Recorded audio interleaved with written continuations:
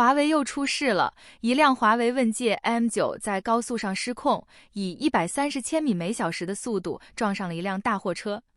大货车被撞得侧翻在地，华为问界车头损毁严重，车身失控，但是没有侧翻。这就是华为的遥遥领先，在雨天以130千米每小时的速度一路狂奔，不断的超车。此时车主的心里应该暗爽，这多厉害，我自己都不敢在雨天这么开。还是得华为啊，真的厉害。哪知下一秒就失控撞到了大货车，让自己来了一个360度转圈圈，完美的体验了一把什么是肾上腺素飙升。事后车主对华为问界车的总结是：车身质量真好，这么高的速度撞上去，车身只是转了几圈而已，还是稳稳的停住了，自己没有受什么伤。底盘真厉害，下次还要玩。而且把这次事故的原因也没有算在华为智驾上，而是算在了雨天路滑，真的非常难以理解。雨天130千米失控撞车，车主反而觉得华为遥遥领先，有种劫后余生的快感，这可能就是被洗脑的魅力。现在的中国人对智能驾驶真的非常的自信，在高速开车完全放松警惕。即使出了事故也要表扬一下，车身多厉害，售后服务多好等。最后再顺带提醒一下，不要相信辅助驾驶，真的绝了。家人们，开车一定不要相信辅助驾驶，一定不能分心。我的车是22款领克05，在高速上开的领航辅助，跟车距离最大110的定速巡航。因为是周一，这个点没什么车就松懈了，没想到会有人在超车道换胎，辅助驾驶完全没有识别到，没报警也没刹车，撞上的时候人都没反应过来。该说不说，一个车子确实很硬，好的底盘就是能在关键的时刻拉你一把，撞成这样愣是没有翻车，可惜车机跟自驾跟不上，太相信辅助驾驶，事故到来只在一瞬间，眼镜被弹飞，啥都看不到，车内全是烟雾， SOS 马上介入，问我受伤情况和协助我报警，车门打不开，只能从副驾跑出去，左前轮丢了保命，气囊全炸，左臂被轻微烫伤，视力略有下降，万幸的是没有人员伤亡，交警判我主责，对方次责，开车一定要注意安全，老婆孩子还在等你回家，上高速前我老婆还在提醒我注意安全。从视频中可以看出，这么远的距离完全可以规避的，只要一点点刹车而已。而且是在开通智驾的情况下，主动刹车系统没有任何的反应，没有减速，也没有警报。这明显和领克自己的宣传不符的。事后车轮子都没了，还出现了烧伤，气囊全炸，这肯定是很严重的事故。被他这么一说，感觉像是自己犯了很大的错，就因为自己分心了，太相信智能驾驶了，所以责任全是自己的，跟车没有关系，车还救了他一命，就差来一句感恩了。有网友评论就表示，如果你不说是智驾，估计这个主责还领不到。就这样把责任使劲往自己身上揽的尽头，车企不夸大宣传才怪，因为太好欺负了。不仅如此，现在很多人都在城区测试智能驾驶，气氛也是一派祥和。就是右转这个路口啊，蛇行对他来讲有点难度啊。这个但是呢，随着走的多了以后，它会有一点好转。这个路口需要并线，他每次都要刹停再并，是不是显得很傻？右转，需要这么慢吗？再快点儿！复杂你也复杂。哦，你看我说他还不高兴了。150米后在红绿灯路口左转。呀，这破 L7 超我！那不是人家 L7也开的智驾呢？那不可能，就他刚才那声，你看。撞坑了！33厘米，怼上去了。不踩的话，刺激！看刹停之后，大概还有30公分左右的距离啊。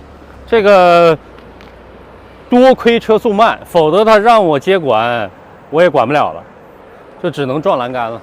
不知道如果撞上去了，华为会不会赔偿车主损失？当然，这次也为华为智驾找到一个 bug， 应该加速上传事故数据，为遥遥领先添砖加瓦，奉献一份力量。不知道大家有没有留意，开头的视频事件为6月份的，也就是说失控事件到7月份才被爆出来。这应该是与最近的问界品牌被卖有关，而且更加搞笑的是，6月份新能源车投诉排行榜上，问界成功问鼎了，超越了比亚迪，来到了排行榜第1名。6月3号提的理想 L6 Max 带激光雷达版本的，6月12号的时候用智能泊车嘛，干到了消防栓上面。第二个问题，3、4天以后吧，我开车60公里以内，行人鬼探头 AEB 没有任何作用，好像就是打开了双闪，还是自己脚踩刹车，然后猛打方向盘才避过的。理想的这些雷达呀，到底有没有作用嘛？还有就是撞车以后嘛，我联系那些交付啊、售后官方啊，基本上都没有人回复我，主要想反馈理想服务的一个态度。第二个，他们的营销，我觉得误导了很多人，会对以后大家买车和用车造成不好的体验，夸大宣传嘛。对，我看了，个人觉得你怨不到理想，因为虽然说你用的是自动泊车功能，结果撞到旁边的消防栓了，但我看了一下，它不是落地消防栓，雷达是不太能够识别得了的。所以说，在一些特殊场景的停车过程当中，不建议大家用所谓的自动泊车功能。也不怪你，就是你所说的夸大宣传，让消费者对这些智能化的东西啊有错误的认知了。这个呢，应该让他们给你一个态度，或者给你一个解释说法。你说的 AEB 这个速度不快啊，你车速才50来公里。对，而且它老早就已经出现了，降速是你自己踩的车，撞上了没？没有撞上。我看了啊，是56公里先启动的双闪，又踩的刹车。不是有那个图标嘛？这个都是我自己手动完成的。它 AEB 已经监测到这个人了，但是它没有进行干预制动，然后你同时你人接管了。对，这个倒不一定能说它差。人一旦说一接管之后，它 AEB 就不工作了。这个样子。出了这个事情以后嘛，第一个就是把所有理想的朋友圈全都关闭了，因为我怕它再被他们营销了。客观讲，现在智能辅助驾驶呢，算是比较成熟、比较先进的，但是一定记住了，到现阶段为止还是一个辅助驾驶功能，你不能完全信任它，或者说完全交给它。来，理想客服中心的工作人员，你好。主持人你好。2件事情，自动泊车撞了消防栓，虽然说我看了这个消防栓是一个异形物，但是由于你们的夸大宣传，让彭先生对于你们的车有一个误导了，撞了怎么办？没有工作人员联系，这是个态度问题。第二个，彭先生对 AEB 提出质疑了，可不可以给彭先生一个当时后台的数据？来，彭先生他没跟你去电话，你回头跟我说啊。好嘞，谢谢。最后我再奉劝大家一句啊，智能驾驶还是尽量不要完全信任啊，血的教训在这里。比亚迪的传统技能又出现了，这辆比亚迪方程豹豹5，在越野出去玩的时候脚又崴了。有媒体人曾经嘲讽说，比亚迪有绝技，你比不了的，他那个悬挂断了都没有关系，你别的车一断了，那家伙失控了要出人命的，比亚迪没关系，断一个断俩都没事，180公里还照样跑呢，还可以绕桩呢，他俩轮能跑，3轮能跑，所以说他再差都没关系，他总不可能4个都一块断吧。所以比亚迪的自信来自于这里，来自自己的独门绝技啊，2个轮能跑，3个轮能跑，永远不会翻车。你们见过比亚迪的车翻过吗？你们见过比亚迪的车自燃了吗？没有吧，对吧？你们只见比亚迪的车高兴的在那打圈圈，左3圈右3圈啊，什么屁股扭扭，胳膊扭扭，那个一个猛子扎河里去了。那他还会游泳。在昨天，国内媒体娱乐地又开始搞事了，把比亚迪的仰望 U8 拉到了赛道测试圈速。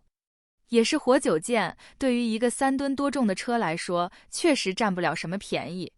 实测最后成绩为2分28秒，但是测试的职业车手表示，仰望 U8 似乎出了严重的问题。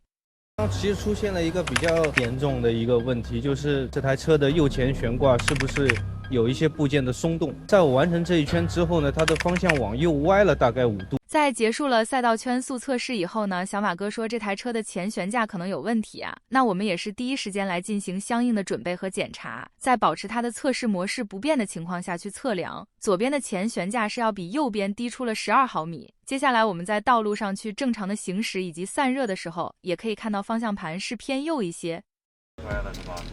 但是能走直线，现在车是直线。从我这个角度也可以看出来，车身的整体姿态很明显也是偏左的。那我们在反复的尝试不同模式的悬架高度调节，以及进一步散热之后，会发现左边的悬架在恢复到赛道模式后，还是要比右边的前悬架低出4毫米。在20分钟的静置之后，我们再进行相应的尝试，把它调整回赛道使用的。同样模式下，左边的悬架还是要比右边低出9毫米之多。但是呢，目前我们在进行初步的检查之后呢，并没有发现有任何结构性上的损伤。那目前就这样一个情况。有网友就表示，你拿皮尺测真够狠的。也有人表示，比亚迪有不偏的车吗？这次肯定是驾驶人员的问题，这个车肯定是没有问题的。如果再说，小心500万警告。但是这次驾驶的已经是顶尖的了，不可能拿自己的职业开玩笑的。那么就不知道比亚迪怎么回应了，或者说提醒娱乐帝准备好500万一决雌雄。也可以会装作看不见吧，但是比亚迪的车主不能装看不见，比如这个声音。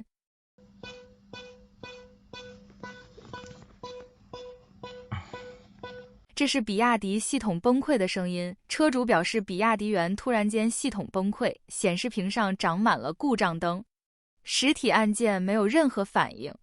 这要是在高速上，真不敢想有多可怕。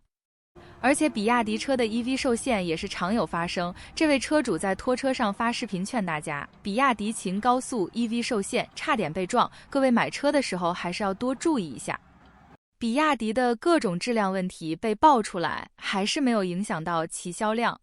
但是特斯拉就不同了，之前非常深入人心的特斯拉刹车失灵事件的主要造谣者蔡老板，在7月9日终于登报向特斯拉道歉了。这场持续了2年的拉锯战也宣告结束。道歉的时间点也非常好，就是在特斯拉即将成为公务车的几天后。蔡老板的道歉，我觉得写得非常诚恳，细节满满。2022年12月5日，本人蔡甲在抖音平台上发布了视频，讲述网友经历，就是这么麻木。